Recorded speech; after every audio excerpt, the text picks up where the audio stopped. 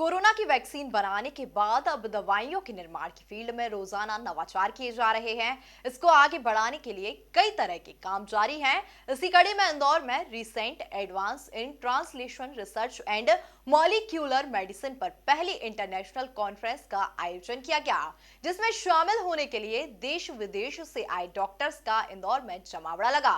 वहीं इस आयोजन का मीडिया पार्टनर एमपी न्यूज रहा। तो देखें, इसी पर हमारी है खास रिपोर्ट। मॉलिक्यूलर मेडिसिन का व्यक्ति के जीवन में बड़ा ही महत्व है, क्योंकि इसके निर्माण में काफी रिसर्च करना पड़ता है। प्रोटीन वेस्ट के साथ साथ जीन पर काम करना पड़ता है, इसीलिए इसकी महत्ता इंसान के जीवन में काफी बढ़ जाती है। इसी को ध्यान में रखकर Shivaji Rao Kadam institute of pharmaceutical education and research Indore में एक कॉन्फ्रेंस का आयोजन किया गया। ये जो कॉन्फ्रेंस है, 2 दिन की इंटरनेशनल कॉन्फ्रेंस यहाँ ऑर्गेनाइज़ की गई है, जो पूरे मध्य प्रदेश में पहली बार पूरी दुनिया से मिला के 10 साइंटिस्ट बाहर से आए हैं। यूएस से आए हैं मोस्टली साइंटिस्ट, जब है अमेरिका से आए हुए हैं। इसके अलावा यूएई से भी साइंटिस्ट आए हैं। ये साइंटिस्ट अपने आप में अपने फील्ड के बहुत बड़े लोगों में से हैं। यूनिवर्सिटी ऑफ टोलेडो से आए हैं, अरकानसा, काफ़ी यूनिवर्सिटी से लोग आए हुए हैं यहाँ पे। इस कॉन्फ्रेंस में ट्रांसनेशनल रिसर्च और मॉलिक्यूलर मेडिसिन के ऊपर चर्चा होगी, जो कि भविष्य है, कैसे दवाई बने और दवाई का बेनिफिट पेशेंट्स तक जाए, और किस तरह की दवाइयाँ बने जो रिसर्च के अंदर ट्रांसफॉर्मेशन आए और पेशेंट्स का फ़ायदा हो। उसके लिए ये पर्टिकुलर कॉन्फ्रेंस का आयोजन किया गया है। मॉलिक्यूलर मेडिसिन, जो कि कैंसर रिसर्च के लिए बहुत ज़रूरी है, मॉलिक्यूलर लेवल पे जो समझना चाहिए, प्रोटीन को समझना पड़ता है, जीन को समझना पड़ता है, और उसको समझ के किस तरह से मॉलिक्यूलर मेडिसिन आएंगी। जो हमारे यहाँ सबसे ज़्यादा घातक बीमारी एक कैंसर हो गई है, तो उसके लिए, और न्यूरो डिजेनरेटिव डिजीज़, न्यूरोलॉजिकल जो प्रॉब्लम हो रही उसके लिए इस कॉन्फ्रेंस में खास फोकस किया गया है। इसके अलावा जो फोकस है वो जो ड्रग डिलीवरी है उसके ऊपर भी कुछ 3-4 जो लेक्चर्स हैं, जो स्पीकर्स हैं वो हैं। और डीआरडीओ एनमास के जो डायरेक्टर हैं डॉक्टर ए के मिश्रा, वो आए हुए हैं, जो न्यूक्लियर मेडिसिन के ऊपर, जो एक बहुत बड़ा एरिया है आजकल काम का, तो वो न्यूक्लियर मेडिसिन पे आज संवाद करेंगे। इस कॉन्फ्रेंस के दौरान कैंसर की दवाइयों पर चल रही रिसर्च को लेकर गहन अध्ययन किया गया और एक दवाई के पेटेंट की भी बात उठी। नमस्कार। ये जो पेटेंट के बारे में बात हो रही है, अभी यूनिवर्सिटी ऑफ टोलेडो और प्रोफेसर त्रिवेदी और हमारे साथ कार्तिकेयन है यहाँ पे, इनके साथ हम लोगों ने मिल के किया है। हम लोग एक नई क्लास ऑफ ड्रग्स, जो दवाई है वो बनाई है। तो अगर आप देखें, जितनी भी दवाइयाँ हैं अवेलेबल मार्केट में, वो जब कैंसर को मारती हैं तो वो एक अलग तरीके से मारती हैं, जिसे कहते हैं हम लोग अपोप्टोसिस।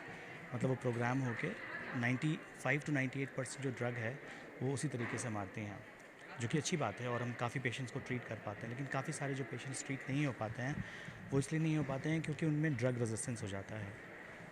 जब ड्रग रेजिस्टेंस का मतलब है कि वो रिस्पॉन्ड नहीं करते हैं कीमोथेरेपी या इम्यूनोथेरेपी जो अभी डेवलप कर रहे हैं। तो जब वो रिस्पॉन्ड नहीं करते हैं तो हम क्या कर सकते हैं उस स्टेज पे? या तो हम दवाई का डोज ज़्यादा बढ़ाएं, तो वो पॉसिबल नहीं होता है। तो हम लोगों ने देखा कि ये जो रेजिस्टेंस हो रहा है, और जब रेजिस्टेंस होता है, ड्रग रेजिस्टेंस होता है, तो ये जो ट्यूमर है जो लोकलाइज होता है वो बाकी जगह में फैलता है।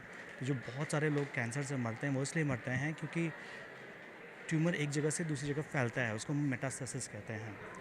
तो अगर हम ड्रग रेजिस्टेंस को ही रोक दें शुरू में, तो हम ये मेटास्टेसिस को भी रोक सकते हैं, काफ़ी सारे पेशेंट्स को बचा सकते हैं।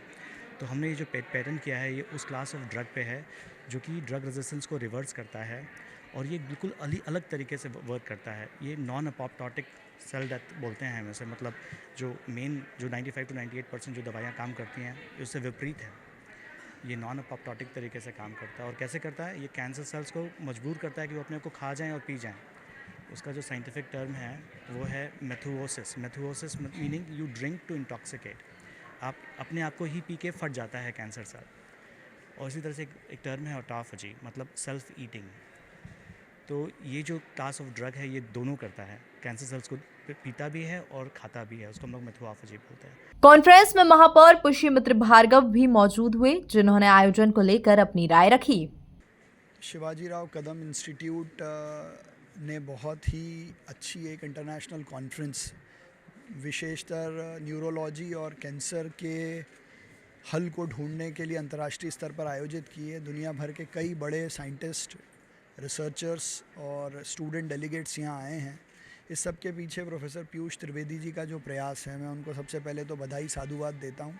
दूसरा, उन्होंने एक इनोवेशन फ़ंड की बात की है, उस पे पहले से ही हम लोग अपना स्टार्टअप सेंटर और उसको आगे बढ़ाने का काम कर रहे हैं। लेकिन इंदौर शहर से इनोवेटिव आइडियाज़ एग्जीक्यूट हों, ना केवल रोज़गार की दृष्टि से पर स्वास्थ्य की दृष्टि से भी, तो उस इनोवेशन फ़ंड को आगे बढ़ाने का भी काम हम करेंगे। जैसे अभी परसों सोलर सिटी को लेकर जो काम हुआ है, स्वास्थ्य को लेकर बहुत ज़रूरी है कि हम काम करें। लगातार हम इस बात को कह भी रहे हैं कि स्वच्छ इंदौर अब स्वस्थ इंदौर बने।